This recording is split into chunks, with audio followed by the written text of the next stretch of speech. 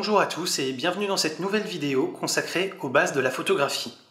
Aujourd'hui, nous allons réutiliser les bases qui vous ont été expliquées dans les 3 précédentes vidéos concernant l'ouverture, la sensibilité et le temps de pose, afin de vous expliquer comment ces 3 paramètres interagissent ensemble et comment bien exposer une photo. Alors déjà, pourquoi ces 3 paramètres jouent-ils sur l'exposition ?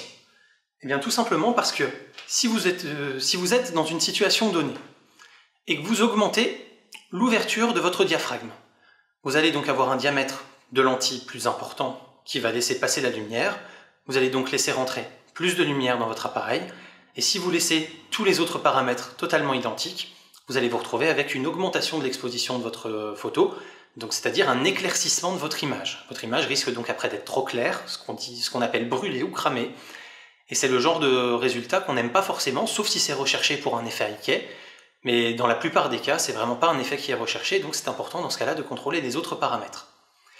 Deuxième paramètre qu'on a vu, donc c'est le temps de pose. On a vu dans la vidéo précédente qu'il servait à figer ou non un sujet en fonction du résultat qu'on voulait obtenir. Mais ce temps de pose va aussi donc laisser plus longtemps rentrer la lumière sur votre capteur pour réaliser la photo. Ça peut paraître logique à beaucoup, mais je vais quand même donc le rappeler. Si vous avez une photo qui dure 1 millième de seconde, ou si vous avez une photo qui dure 10 secondes, fatalement, dans la photo qui dure 10 secondes, vous aurez beaucoup plus de lumière, toujours dans une même scène, pas sur une variation de scène, toujours pour une même scène, vous aurez beaucoup plus de lumière qui aura le temps de pénétrer dans votre appareil et de venir frapper votre capteur pour créer la photo pendant 10 secondes que pendant 1 millième de seconde. Donc jusque-là, on est tous d'accord que ça veut dire que la photo de 10 secondes, si on ne change pas les autres paramètres, va forcément être surexposée. Et de la même manière, la sensibilité va faire que votre capteur va amplifier le signal qui est reçu, et donc tout ce qui était normalement exposé risque de devenir trop clair. En effet, si, toujours à paramètre constant et à scène constante, je passe de 100 ISO avec une photo très bien exposée à 800 ISO, je vais démultiplier la quantité de lumière qui a été reçue, même si c'est virtuel, que c'est uniquement numérique. Le signal qui va être donc ensuite enregistré va être beaucoup trop fort, et il ne va y avoir que des zones blanches ou presque, là où ma photo à 100 ISO était parfaitement exposée. Donc pour vous montrer cette interdépendance et le fait que chaque paramètre peut être changé et qu'en adaptant les autres dans les mêmes proportions on peut compenser, eh bien on va faire une série de photos que l'on va commenter en regardant les 3 paramètres que sont donc le temps de pose, l'ouverture et la sensibilité. On va commencer par une première photo, et cette première photo, on va la faire avec un temps de pose donné, on va dire par exemple donc 1/500, on va fixer une ouverture et un ISO pour que ce soit bien exposé, et ensuite on va modifier l'ouverture et modifier l'ISO pour pouvoir obtenir le bon résultat. Et on va comparer ces diverses photos. On va ensuite refaire la même chose en fixant l'ouverture, et on va compenser le temps de pose et l'ISO pour pouvoir obtenir le bon résultat également. Et enfin, on va fixer les ISO et on va compenser l'exposition de notre photo à l'aide de l'ouverture et du temps de pose. Nous allons donc voir ensemble les divers paramètres, leur effet sur la photo. Pour cela, on se met donc en mode M, qui va me permettre de contrôler l'ensemble des paramètres du boîtier, et on va comparer, si par exemple on divise par 2 le temps de pose, et qu'on multiplie par 2 la sensibilité, si on obtient bien la même exposition. Donc là, on a une image qui est correctement exposée, au moins pour la partie qui nous intéresse, à savoir ce qu'il y a de l'autre côté de ma fenêtre. Donc pour avoir une bonne exposition au regard de cette lumière et de cet objectif, il nous faut un 2500e de seconde, un f4.5, un 800 ISO. L'appareil nous dit qu'on est légèrement surexposé, parce que lui, il essaye de faire une moyenne sur l'ensemble quand même de l'image avec ce gros trait noir qui passe au milieu. Mais en fait, on voit bien ici que ce qui nous intéresse est correctement exposé. Donc imaginons maintenant que l'on passe à un 5 millième de seconde, parce que c'est une action très rapide. On va donc passer à un 5 millième de seconde.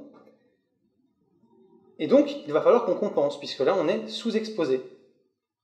Donc, il va falloir en fait qu'on multiplie par 2 la lumière perçue par un des 2 autres paramètres, ou les deux. Donc, soit on augmente l'ouverture de manière à ce qu'il y ait 50% de lumière en plus, et on augmente de 50% la sensibilité, ou bien alors, on ne joue que sur un des paramètres, c'est ce qu'on va faire dans un premier temps pour simplifier un peu les choses, Donc j'ai divisé par 2 le temps de pause, il faut que j'augmente un autre paramètre d'autant pour récupérer mon exposition, donc je vais aller modifier ma sensibilité, la passer à 1600 ISO, et là je récupère exactement la même exposition puisque j'ai 2 fois moins de temps pendant lequel la lumière rentre, mais par contre j'ai mis 2 fois plus de sensibilité pour compenser.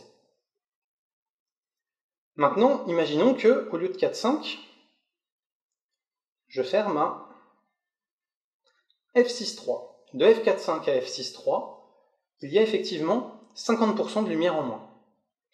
Je me retrouve donc à encore devoir augmenter mon exposition d'une autre manière, parce que je veux que ce soit le f6.3 qui soit bon. Et bien là, pour revenir sur mon exposition, je peux jouer sur mon temps de pause et revenir à un 2500e de seconde. Je me retrouve de nouveau avec exactement la même exposition. Et je vais pouvoir comme ça en fait jouer sur tous les paramètres. Par exemple, si je veux un 4 millième, eh ben je peux arbitrer avec un f5 et un 4 millième à 1600 ISO. Et je vais pouvoir comme ça en fait jouer sur les 3 paramètres pour exposer correctement ma photo. Et le paramètre que je vais privilégier va dépendre du résultat que je veux obtenir. Je m'explique. Si par exemple je suis sur une photo de concert, il fait très sombre, je suis obligé d'avoir un temps de pause quand même relativement court pour figer les mouvements des musiciens. Je vais donc par exemple avoir un temps de pause qui va être un 400e ou un 320e par exemple. Je vais donc avoir une ouverture qui elle va être très grande, je vais être par exemple à 2,5, 2,2. Sauf que comme mon image va être très sombre, parce qu'on est en concert, donc en concert le problème c'est qu'il n'y a pas beaucoup de lumière, eh bien je vais devoir venir pousser la sensibilité, parce que ce qui m'intéresse avant tout, c'est par exemple simplement d'avoir un temps de pause qui soit suffisamment court pour figer les mouvements des musiciens, et une ouverture qui soit suffisamment grande en fait pour pouvoir les détacher du fond ou du musicien qui est derrière, donc je vais automatiquement monter en sensibilité. A l'inverse, si je vais par exemple faire un shooting sur une course d'obstacles hippique par exemple, je vais pouvoir très facilement, comme je serai en plein soleil, redescendre à un petit 200 ISO. Malgré tout, je vais pouvoir fermer un peu pour avoir de la profondeur de champ et avoir le cheval net de son nez jusqu'à sa queue, avec l'obstacle, etc.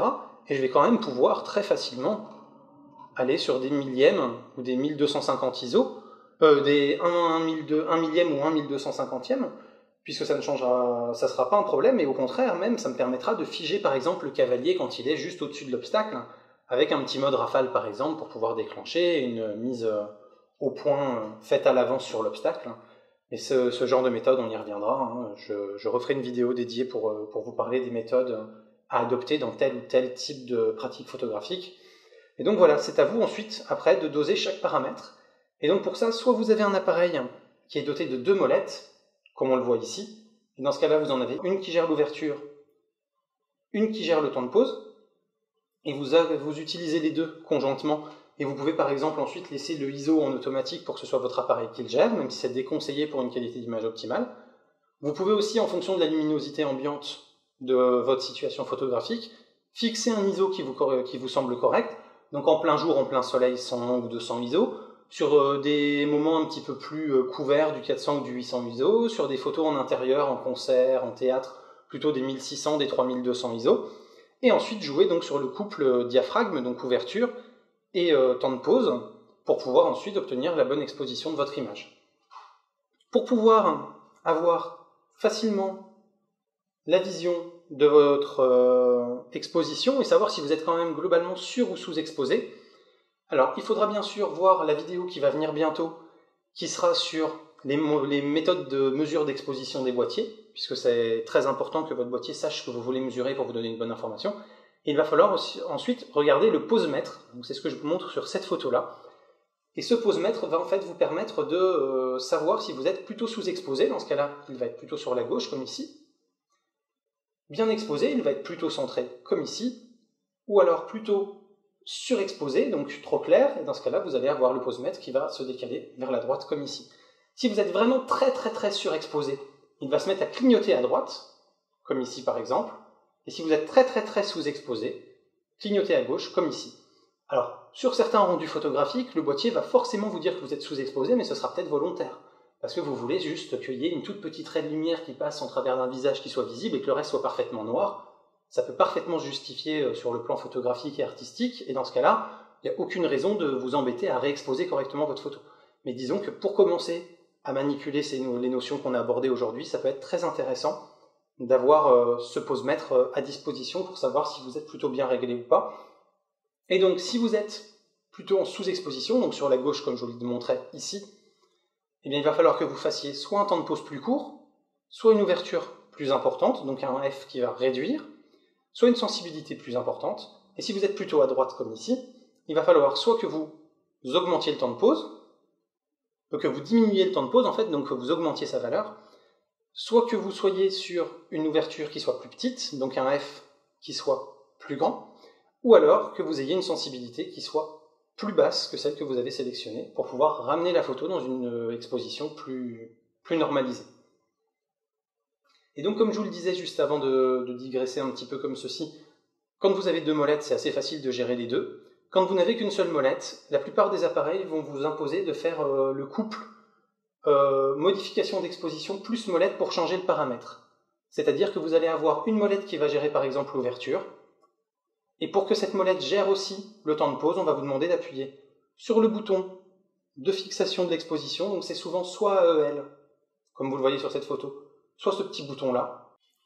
Vous allez devoir maintenir le bouton appuyé pour changer de paramètre et tourner la molette en même temps. Ce qui fait que si par exemple votre molette contrôle normalement le temps de pause, en maintenant ce bouton appuyé, vous allez passer au contrôle de l'ouverture, et si la molette contrôle de base l'ouverture, en maintenant ce bouton, vous allez modifier le temps de pause.